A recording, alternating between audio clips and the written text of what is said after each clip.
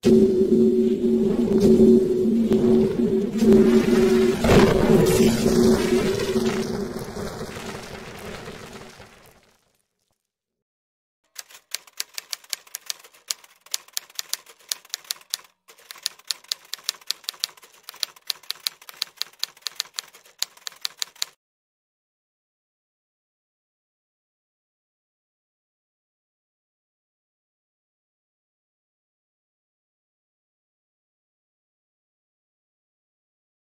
pemirsa ya, saya bisa menarik sebuah benang merah di sini ya. Ternyata apa yang dikatakan atau pengalaman yang terakhir ini bahwa Mas Raden disuruh membaca Al-Quran dan itu akan menyelamatkan dia. Iya. Saya bisa mengambil benang merahnya bahwa Al-Quran itulah penyelamat. Al-Quran itulah penyelamat. Subhanallah. Wallahu a'lam bishawab. Tetapi memang itu yang dialami oleh Mas Raden. Jadi setelah membaca, ya Pak, gini saya potong Pak. Setelah membaca, habis itu tinggalkanlah seluruh saudaramu, walaupun itu orang tua kamu, kalau tidak mengikuti tinggalkan. Ikuti kata saya dari awal, katanya ikutlah ke sebelah kanan terus, kata dia. Nggak mungkin lah Pak, itu kan orang tua saya yang melahirkan saya kan. Kalau emang situ mau menyelamatkan saudara semuanya, ajak lari yang ke kanan, yang penuh satu keindahan di sana. Banyak taman-taman yang indah. Jadi waktu itu disuruh untuk menyelamatkan memilih. saya untuk di situ. Untuk memilih di situ. Gitu ya. Iya. Nah, jadi waktu itu dalam pikiran ataupun juga dalam hati Mas Raden, setelah disuruh untuk meninggalkan orang tua, keluarga semua, bagaimana itu? Saya masih berpikir itu nggak mungkin lah, itu orang tua. Terus saya mau hidup sama siapa itu? Itu kan keluarga semua, kakak, abang semua di situ. Semuanya nggak mungkin saya tinggal. Makanya saya berpikir saya mau tolak, tapi tempatnya itu kayak itu, nggak mungkin saya mau hidup di sana. Bumi aja tanah nggak nampak di situ. Di mana nanti saya tinggal? Nah, dari situ saya abaikan. Wah, udahlah. Kalau mau selamatkan itu tadi, kalau mau selamatkan orang tua, kalau mau selamat, ambil orang tua, saudara-saudara semua, tariklah aja ke arah kanan yang penuh suatu keindahan, kata dia kan kayak gitu. Gimana saya kayak itu? Ya nanti ada waktunya, ada saatnya, kata. Jadi disuruh seperti itu ya? Ya, disuruh seperti itu. Nah, itu pun di saat saya tidur itu pun nggak lama kalau di situ itu Pak, cuma 2 hari aja. 2 hari. Berbeda dengan yang di Jakarta. Yang di Jakarta itu kan 3 hari. 3 hari ya. Nah, setelah waktu itu masih serasa dalam mimpi, Masnya dihadapkan pada pilihan seperti itu. Istilahnya kalau mau selamat, bawalah orang tua, saudara untuk menuju keselamatan. Iya. Ya kan. Nah itu setelah itu gimana tuh? Setelah itu masih diganti dengan alam Pak, alam lain mungkin di sana tadi satu keindahan. Sekarang tuh banyak orang bawa keranda Pak. Nah, itu saya suruh mengikuti gitu. Wah, nggak berani, saya bilang nggak. Saya ada di belakang, ikuti aja itu. Nah itu saya ikuti terus. Itu orang buahnya Pak, cuma kan bawa keranda di situ. Nggak taunya di situ diajak saya ke makam Pak. Diajaknya ke makam di situ. Jadi begitu. Jadi cara kan mayat nggak taunya yang di keranda itu Pak. Jadi habis itu orang gali-gali semua, udah ditimbun, udah orang pergi semua. Lah aku suruh masuk ke dalam situ, diajaknya sama dia. Gimana aku mau masuk, itu ketimbun loh. Diantarnya sama dia gitu, udah masuk ke dalam, suruh nengok orang itu tadi yang meninggal itu tadi. Subhanallah. Gambarannya seakan saya nengok film di depan situ, itu saya tengok gitu. Jadi Saya duduk melihat gitu. di dalam kubur itu. Iya, Di dalam tanah di itu. dalam tanah itu Pak. Subhanallah. Jadi kanan kiri itu enggak ada binatang yang kecil tuh, enggak ada perasaan. Cacing itu besar semua. Cuman saya enggak diapa-apakan di situ. Cuma dia ini orang yang mati di kubur itu tadi gitu loh. Jadi orang itu bangunnya dia kayaknya kayak saya pernah melihat film tuh, keluar dari tubuh itu saya ditengokkan tuh. Ditengokkan kayak gitu, bingungan orang itu tadi saya tengok. Di manalah saya, dia teriak-teriak panggil ayah ibu, katanya ayah ibu kata dia. Cuman orang itu saya bisa nengok ke atas gini, orang udah jauh ngapalah dipanggil-panggil kayak Pemirsa ya, kalau dilihat mungkin kalau di zoom ya, mata Kiraden berkaca-kaca, mungkin terlihat lagi fenomena waktu ya, pengalaman waktu itu. Karena mungkin dia yang mengalami langsung melihat bagaimana dalam kubur itu. Iya. Ya. Saya juga bisa merasakan auranya, dan juga bisa merasakan kesedihannya. Lalu gimana tuh? Habis itu orang itu, aku gini bisa nengok ke atas. Orang yang baru nguburkan dia aja udah pergi semua, ngapalah dipanggil-panggil dia gini-gini kan. Padahal perasaan saya mana lah, ini nggak ada ini, semua lebar perasaan. Cuma dia gini-gini, di manalah aku kata dia. Si mayat itu kayak itu gitu. Jadi teriak-teriak ibu, kawannya diteriak semua, nggak ada yang dengar, namanya udah pulang semua. Makanya aku lihat gini, orang udah pergi kok teriak-teriak panggil siapa. Cuman saya ngomong itu, orang itu pun nggak dengar saya, nggak dengar, bahkan nggak melihat, orang tetap gini-gini bingungan lah itu.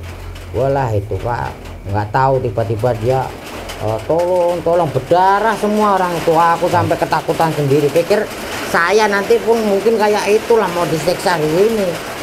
Nggak taunya cuma ditunjukkan itu tadi gitu. Tahu-tahu dia tahulah dua orang apa itu nampak kelelap kayak cahaya itu. Jadi itu mukul di mayat itu tadi gitu. Jadi teriak-teriak minta tolong.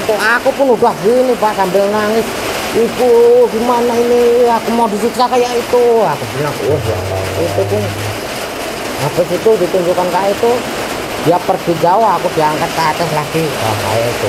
Wah, aku masih gini Pak, belum berani buka mata, saya tadi belum berani melihat mayat itu serasa disiksa ya, seperti disiksa ya, seperti disiksa di dalam kayak itu. Nah, habis itu langsung saya diajak ke satu perkampungan, itu agak panjang di situ. Saya singkat aja lah, diajak ke perkampungan, ditengokkan. Habis itu ada dua orang itu nampak bener Pak. Dua orang tuh, yang satu di atas cuma nengok aja, cuma yang satu itu tadi perasaan ke orang, aku mau jadikan dua orang itu katanya. Loh, jadikan dua gimana? Orang itu cuma ngerti, yang tidur itu tadi, orang sakit itu tadi ngerti gitu loh. Ngerti, wah enggak, aku enggak mau.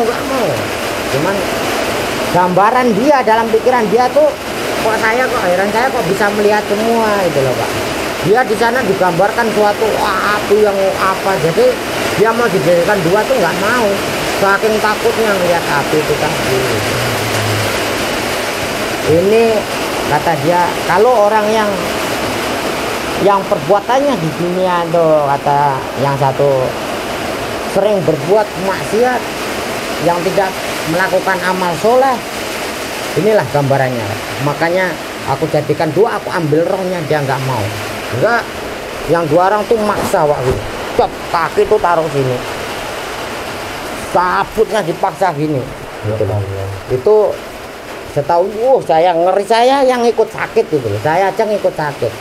Jadi kakinya dipijakkan ke sini ya, dicabut secara paksa. Terus orang yang tinggi besar itu tadi, itu yang satunya lagi. Habis itu jangka berapa hari, tunjukkan lagi yang satunya lagi Pak, pindah dari orang itu, pindah lagi ke sana gitu. Loh, kok ini tadi baru mati, yang satu lagi ada. Nggak taunya gambaran dia yang digambarkan dua orang ini, aku pun melihat juga loh. Gitu, melihat sana dia lari-lari sama orang-orang berpakaian rapi apa, senang-senang gitu loh. Jadi dia mau, saya mau lah jadi dua, bahasanya kayak gitu. Sehingga diajaklah itu, diajak itu saya tahu, cuman kok itu ketinggal satunya enggak, Mas. Satu diajaknya ke sana. Makanya dalam hati saya berpikir, berarti kalau orang yang matinya susah, dia selalu berbuat hal yang Tak baik ya. tak baik. Makanya dia di sana ditunjukkan satu api, sehingga rohnya kalau dalam hati saya Menolak, mungkin dia menolak, nggak mau saking ketakutannya gitu. Jadi ya kalau saya bandingkan dengan yang satu, kenapa dia mau lepas, karena keindahan yang dia alami, yang ditunjukkan tadi di sana, satu kemegahan yang luar biasa. Makanya dia mau. Kalau saya berpikir berarti kalau orang yang berbuat amal soleh sama yang di atas ditunjukkanlah suatu keindahan di sana. Itu. Nah, begitu. Nah, sekarang semua udah aku tunjukkan, pulanglah.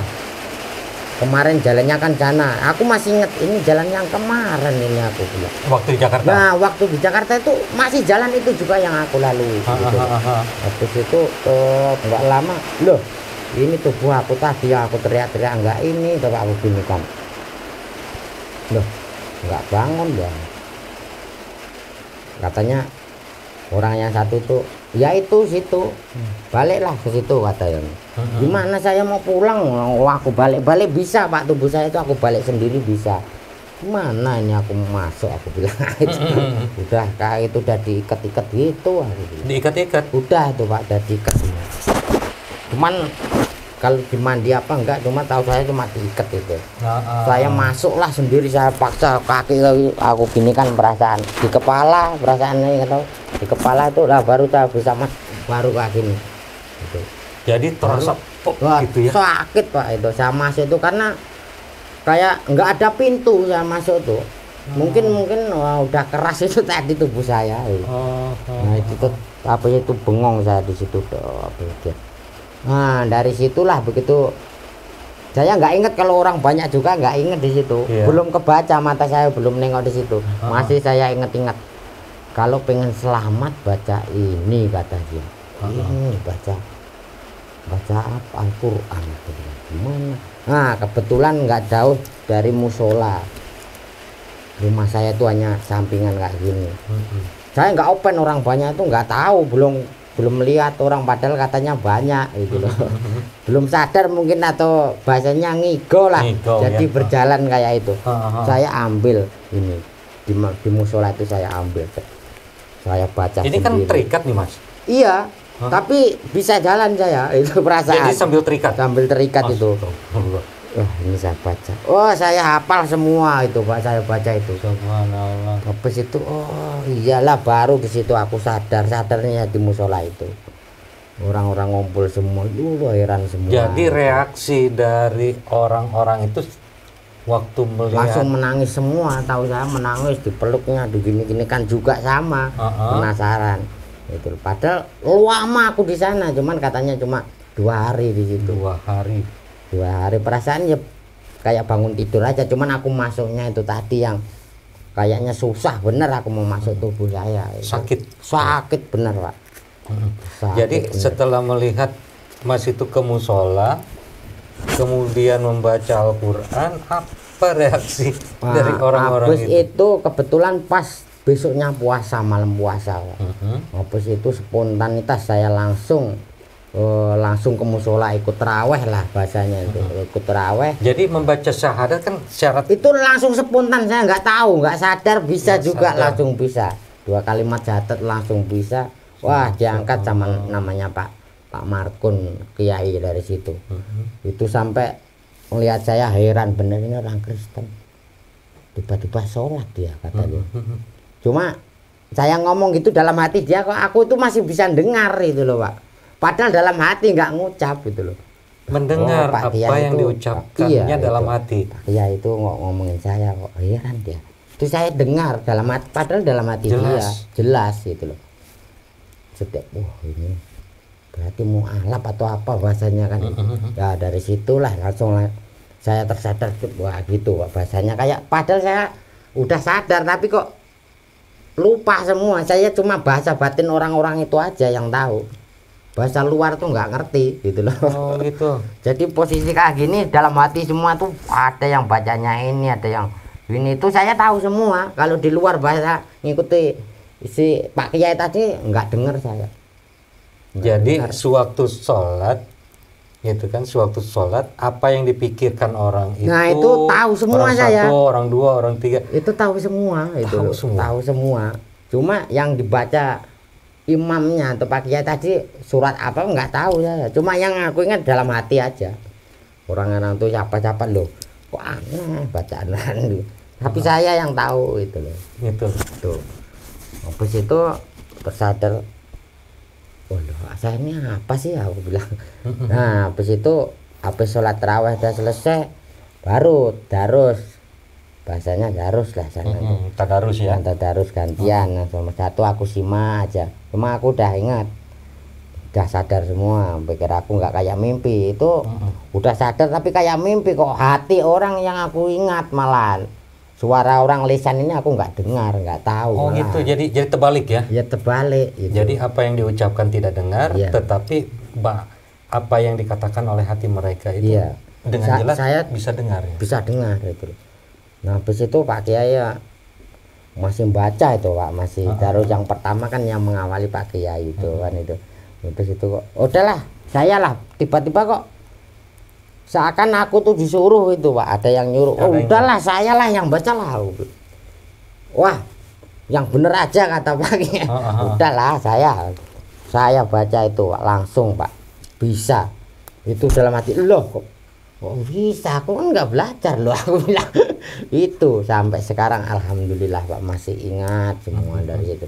Jadi Al-Quran ini saya tanpa belajar dari awal, tanpa apa namanya itu, tanpa diajari oleh seorang guru, tanpa diajari semua. Tanpa diajari ya. Jadi spontan. Bahkan ada keinginan sebelumnya sendiri, pun gitu. Tidak tahu ya. Tidak tahu sebelumnya karena tiap minggu saya ke gereja terus. Tiba-tiba terpikir kayak itu. Gitu loh. Jadi tiba-tiba lancar aja baca Al-Quran. Lancar gitu, orang itu nyimak biasanya ada yang salah gitu. Ini enggak, benar semua di situ. Aku ulang-ulang terus tetap katanya pas terus. Jadi ada yang tanya nggak, ini belajar di mana gitu? Iya, yang pakai kiainya itu. Sampai heran ini nggak tahu. Aku baru pegang ini tiba-tiba bisa kok. Aku jadi heran semua. Dari situ banyak Pak Kiai yang datang ngasih amplop lah. Aku seneng lah dikasih duit banyak kok gitu. Katanya seorang mualaf atau apa. Gitu. Duit enggak. Sampai terkenal itu saya di sana Pak. Jadi reaksi orang tua dan saudara itu, orang tua itu masih Kristen semua, masih ke gereja. Ujungnya waktu lu lihat Mas ke musola, itu diam Pak, nggak ada respon atau apa, nggak ada, nggak dimarah ataupun enggak. Atau bertanya gitu, kok kenapa jadi gini gitu. Ya awalnya pas kebetulan hari Minggunya nggak ke gereja, enggak lah aku mau ngaji aja lah, aku bilang gitu. Ya ke gereja lah, enggak lah aku ngaji ke gereja, berhenti, udah kapok aku ke gereja, aku bilang gitu. Dibilang begitu. Iya. Terus itu seminggu, setengah bulan, 1 bulan aku kumpul keluarga semua. Pak saya mimpi kayak ini.